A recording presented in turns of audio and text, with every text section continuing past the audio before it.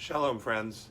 With Parshat Tzav, we have the second in a series of Torah portions that deal with the sacrifices, which were made first in the Mishkan, in the tabernacle, and then later in the Holy Temple in Jerusalem.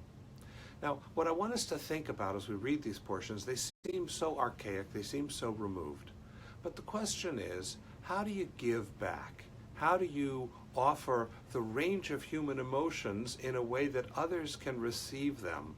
And here the genius of the sacrificial system is that ancient Israel had a way to express its atonement and to be able to repent of errors. Ancient Israel had a way to express its guilt and be able to release the guilt rather than carrying it with it. Ancient Israel had a way to express joy and thanksgiving and gratitude in a way that was public and tangible. And in each case, the rules of sacrifice are very similar. You can only offer what's yours. You have to give of yourself, and you have to give of the best. So can we think of that in today's context as well? There's a world out there that needs our engagement, needs our involvement. All of us carry emotions that we sometimes don't know what to do with or how to release. How do we really express gratitude for the miracles that are in our lives? How do we really express sorrow for the mistakes that we've made along the way? How do we take those things that are sources of guilt in our lives and let them go? All of that is engaging in the sacrificial system.